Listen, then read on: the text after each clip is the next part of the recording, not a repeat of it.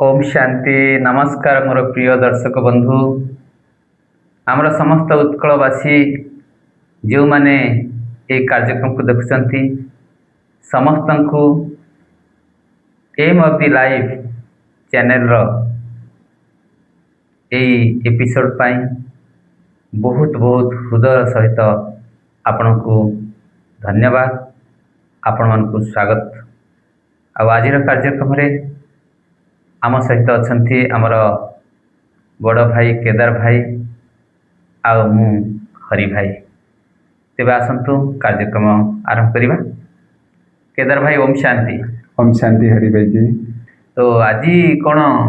Topic रखिंट कौन आपन टिके तो आपन प्रोग्राम अच्छा जहाँ कहे से अनुसार चलो। पूर्व आम तो ममा डे चली ममा डे पूर्व आमर अमृत बेला विषय आम किसी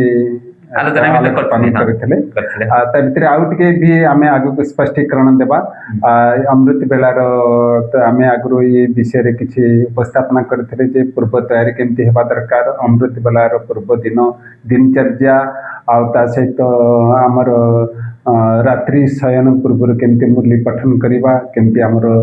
बाबा को गुड नाइट करवा बाबा को पत्र लिखा ये सब करवा एवं राति शोवा पूर्व आजिकल मोबाइल जुग आम जी अलार्म भी दे पारिबा किंतु सबुठ मो जीवन बड़ अनुभव बाबा को कहवा जी जो टाइम आप उठापी चाहते बाबा से समय उठे दिखती तेणुक सब अनेक भाई भौणी मान अनुभव तेणु ये भाव में आम अमृत बेला आम उठा अमृत बेला को अमृतमय जीवन बनवाई तार प्रारंभिक तो प्राथमिक कोभली भाव में आमर तैयारी करवा ये सब आम आ भितर किसी आलोचना करते। आज आम ये रखा जे ब्रह्म मुहूर्त आमर आम जाचे आम ब्राह्मण मानकर लक्ष्यस्थली साधनार स्थली आम ब्राह्मण मानकर घर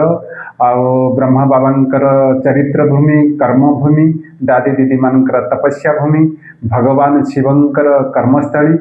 हूँ मधुबन। मधुबन कहले आमर पांडा भवन ज्ञान सरोवर शांतिवन बीच पार्क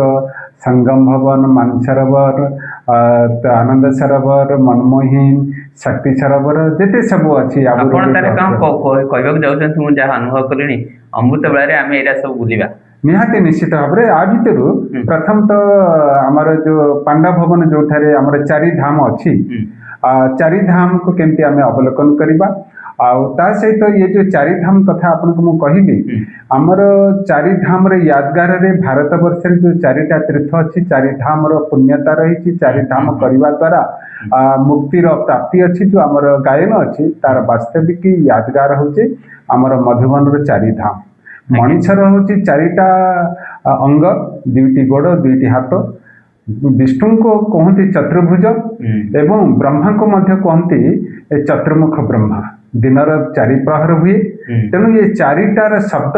चारि युग को इंगित करिथाए तेणु ये चारि धाम यदि आम करवा आमर सर्वतीर्थ सर्वपुण्य को आम प्राप्त करें। अच्छा ये गोटे कथा केदार भाई आप कहते चारि धाम को सकाल अमृत बेला उठिकी प्रथम आगे सियाड़े जावा तो जेटा संध्या कले हाँ नहीं संध्या भी करहब किंतु हाँ आ पूर्व नाई ना संध्या भी करें किंतु आर कहबार उद्देश्य आमर प्रत्येक दिन ब्रह्म मुहूर्त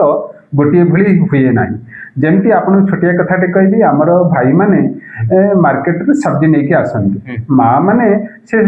सब्जी को प्रत्येक दिन भिन्न भिन्न प्रकार रे तरकारी बनाते एवं ताको खाइबार उपयोगी करते प्रत्येक ब्राह्मण मानकर जोगर परिभाषा जोगर परिमार्जित जोगर पराकाष्ठा होची एक नवीनता बुझे तो तेणु प्रत्येक ब्रह्म मुहूर्त प्रत्येक दिन अलग अलग हवा दरकार निजर विचार सागर मंथन दादी मानकर अमृत बेलार अनुभव एवं बाबांकर टचिंग आमर प्रत्येक दिन आम भी आ विषय आहरी अनेक अनेक कथा रखा कि अमृत बेलार आम कौन कौन करदे पारिबा तेणु अमृत बेलार उठिला परे आम पूर्व तैयारी होगी आत्मचिंतन प्रथम तो बाबा को गुड मॉर्निंग करवा बाबा को शुक्रिया अदा करवा एवं आत्मचिंतन आत्मार स्वमान आम अध्ययन करवा जे मो महान आत्मा पुण्य आत्मा धर्मात्मा देवात्मा ये सृष्टि पर मो अवतरित आत्मा अवतार आत्मा एवं परमात्मा का सत्य मध्य आम किसी टॉक्स करवा। हे प्रभु आपण आज दिन में मुझे प्रारंभिक समय नमस्कार करुच्ची आपण मो जीवन में मो पुरुषार्थ मोर कारोबार आप मत साथी हे मो जीवन को पूर्णांग आने पूर्णांग परिवर्तन करने आपंकर योगदान मत एकांत आवश्यक यही भाव में कथबार्ता किसी करला आमर दिनचर्या शुरुआत करवा। आज जो आपण चारिधाम आम केमती वर्णन करवा केमती परिदर्शन करवा ता विषय में किसी आपण पाखे उपस्थापन करने चाहिए। केदार भाई ये कहते आम केते समय दबा माने 10 मिनट दबा ना 15 मिनट चारधाम की यात्रा करने पुणी तारी भितर आम असरी स्थितिर अभ्यास केमती करवा विजुरूप स्थितिर अभ्यास करवा ना खाली अमृतबेला तो 45 मिनट अच्छी 45 मिनट अच्छी सब चारिधाम पलि पुणी ना विजुरूप स्थिति को जापर ना विक्रम विनाश हम ना असरीपन अभ्यास हम साथ में आड करके विस्तृत भाव में कहतु जमी आम दर्शक बंधु समस्त। बिल्कुल बिल्कुल बहुत भल कथा आप कहले आमर प्रथम जिते आम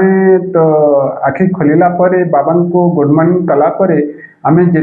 डीपली अशरीरपन अभ्यास करवा एवं अशरीर धाम आत्मा मु आत्मा देखो आत्मा बीज रूप बिंदु रूप विदेयी अवस्था ये पांचटी जगह जिनस गोटे आंसर था किंतु यार अवस्था को उपलब्धि करने अलग अलग स्टेजेस रही जमती आपण ज्वाला स्वरूप बिंदु रूप कहले आपण निजर विदेयी अवस्था ज्योति स्वरूप एवं शरीर डिटाच को देखे खाए तो निराकारी अवस्था मिलছে निराकार दुनिया रे निराकार बाबा पाखरे निजको सी अवस्था रे बीज रूप अवस्था रे निजको देखिबा विजुलेशन करवा एवं बाबा को मध्य से स्वरूप रे देखिबा अर्थात निराकार है निराकार पिता सहित निराकार आत्मा मानकर सहित निराकार दुनिया रे निजको अवलोकन करवा बुझे। तेणु यही भाव में किसी कलापर आमर जो चारिधाम बाबा जो जार महत्व विषय आमको विशेष वर्णन कर जितेकले आप उठिला निज भितर मन बुद्धि भितर गोटे सुंदर आपण गोटे विमान तैयारी करेंगे एवं से विमान रे निजे बसी आपण माउंट आबू अर्थात स्वर्गाश्रम मधुबन आपण आसतु आसला गेट पाखे आपण निजे निजर विमान को रखी जितेकले आंगन में प्रवेश करेंगे से माटीर से स्थान महत्व को आप इमर्ज करंतु जो स्थान रे परमात्मा भगवान निराकार शिव साकार ब्रह्मा माध्यम निजर कर्म क्षेत्र करते जोटे धर्म क्षेत्र करते दादी मानकर इठे तपस्यार भूमि ब्राह्मण मानकर घर एवं भक्त मानकर ये हूँ दर्शनीय स्थली तेणु यही पुण्य तीर्थ आप पदार्पण कर माटी को बहुत बहुत धन्यवाद देवा दरकार एवं बाबा ये चारिधाम महत्व को विशेष करके आमको मुरली माध्यम शिक्षा दर्शन देते जे आमर प्रथम हूँ शांति स्तंभ बाबा कहते पिले जेतिकले जीवन शक्तिर आवश्यकता पड़ो तमें से ही समय शांति स्तंभ को पलि आस जो शांति स्तंभ साकार ब्रह्मा बाबा अग्नि संस्कार होता जो शरीर अंग अंग पंचतत्व विलीन होता जो माटी एपर्यंत त्याग तपस्या देही अभिमानी बनैबारे मददगार करुँच खाली ब्राह्मण मान को नहीं बाहर आसुवा आगंतुक माने से माटी रे पाद देले एक विदेही अवस्था एक अलौकिक अवस्था एक त्याग तपस्यार अवस्था को से इंगित करे तेणु से स्थान रे निजे पहुँचिकी प्रथमे शांति स्तंभर प्रथम लिखा अच्छी ये शांति स्तंभ निजको शांत स्वरूप आत्मा शांति की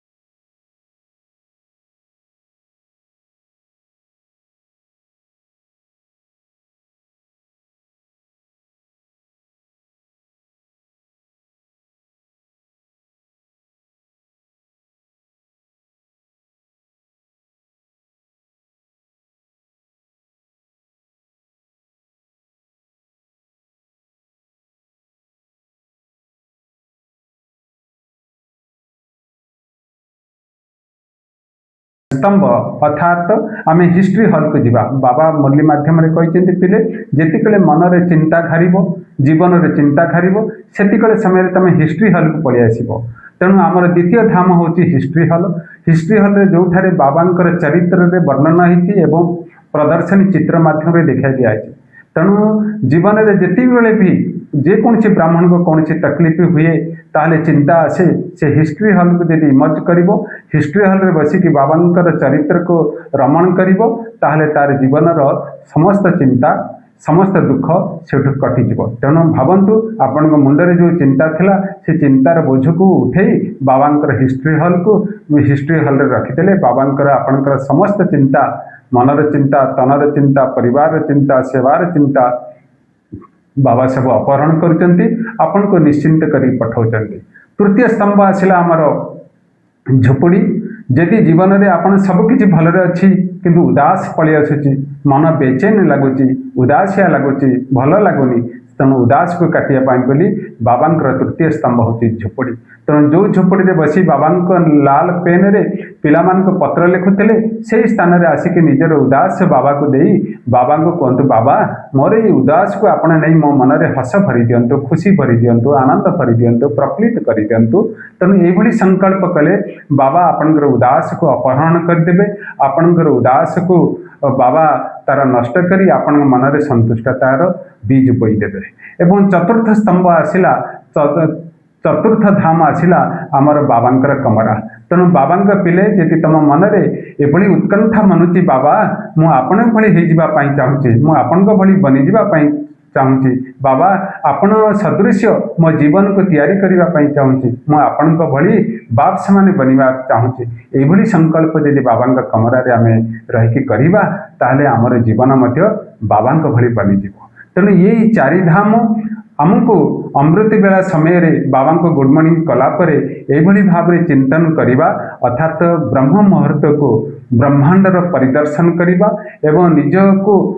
ब्रह्मलोक समान ब्रह्म तत्व समान और निज को ब्रह्मज्ञानी समान ब्रह्मा बाप समान आम जीवन को सशक्त बनवा। तेणु यही भाव में आम चारि धाम को अवलोकन करी पुनः जो पुष्पक विमान रे आपण बसी से विमान रे बसी आपण जो ओडिशार हूँ देश विदेश जो भी हूँ जो घर आप आसी से घर से विमान जो आप तैयारी करते से छाड़ू निजर भ्रुकुटी सिंहासन में बसी आज दिन को आज परिक्रमा को आज तीर्थ को निज को बहुत बहुत अपाहित करूँ निज को धन्यवाद दिंतु एवं बाबा थैंक्स करूँ। आज भी आम शुणा को पाहुचे आम जाचे आम उपलब्धि करुचे ब्राह्मण जीवन बहुत ही प्रकोष्ठ समय होची ब्रह्म मुहूर्त एवं ब्राह्मण मान प्रकोष्ठ सशक्त समय जीवन को परिवर्तन करने संस्कार को संशोधन करने सेवार वृद्धि करने आज भी ब्राह्मण परिवार जो मैंने आगु को जाइछन्ति सेमानकर ब्रह्म मुहूर्त को बहुत उज्जवल प्रांजल एवं स्पष्टीकरण करिछन्ति आ ब्रह्म मुहूर्त रे निज जीवन को सशक्त बनाइछन्ति। कौन हरि भाई आपण तो अनुरगढ़ भाव में कही सारे मुझे देखुली आपण सब स्तंभ बनई मझे मझे किंतु सी गोटे गोटे धाम सी जमी आम झुंपुड़ी सी आप गोटे स्तंभ तक कहीदे किंतु झुंपुड़ी गोटे हूँ सी भी गोटे धाम आउ बाबा कमरा सी भी गोटे धाम हिस्ट्री हॉल को भी स्तंभ बनई देते सी भी आमर हिस्ट्री हॉल गोटे धाम तेने चारि धाम भितर गोटे हूँ आमर स्मृति स्तंभ जोटा शांति स्तंभ सी गोटे धाम हिस्ट्री हॉल सी गोटे धाम आउ बाबा कुटिया सी गोटे धाम आउ बाबा कमरा सी गोटे धाम किंतु आपण जो प्रोसेस रे आपण जाउचंती एटा आमे अमृत बेला यदि 2टा बेलू उठिबा तेबे हमको 3 घंटा समय अच्छी 3 घंटा भितर आमे याकू एभली अभ्यास करि परिबा किंतु मो जेमिति हरे अमृत बेला करछि मु प्रथमे पहुँचुची जे अमृत बेला रे प्रथमे आंगन को गोटे धाम बोली नहीं थाए कहीं आंगन में सियर कर बाबांकर मुरली आधार मु मुरली को साथी साथी नहीं थाए तो आंगन को गोटे धाम बोली नहीं थाए तापर बाबा कुटिया द्वितीय धाम तृतीय हूँ बाबा कमरा चतुर्थ हूँ स्मृति स्तंभ पंचम स्तंभ हूँ हिस्ट्री हॉल 5टा अच्छी मिठे बच्चे प्रश्न प्रश्नोत्तर ज्ञान चिटचाट हुए बाबा कुटिया तापर बाप समान बनवाई महान आत्मा रूप में मु समान नहीं थाए और बाबा कमरारे जो आसे से धारणा पॉइंट तापर वरदान पॉइंट वरदान नवार समय हूँ स्मृति स्तंभ हिस्ट्री हल हूँ ये हूँ सेवार समय जो सब्जेक्ट सी हूँ आमर जो स्लोगान पॉइंट एमती ज्ञान योग धारणा सेवा सहित प्रथम जोटा हूँ बाबा सहित मिलन करवा मिठे बच्चे करके बाबा आमको स्वागत कर भाव में अमृत बेला मुझे अभ्यास करे प्रथमे प्रथमे मुझे केवल ये चार धाम को यात्रा करने 10 ରୁ 15 मिनट दे था बेसी समय दे न था मुझे पड़ जाए बाबा पहाड़ी टिके ऊपर उठी जाए पुणी आम सुखमतन तापर परमधाम विजरूप स्थित अभ्यास करके 45 मिनट हो गोटे घंटार मुझे अभ्यास करे अमृत बेला तो आपण तो बहुत उत्तम कथा आपण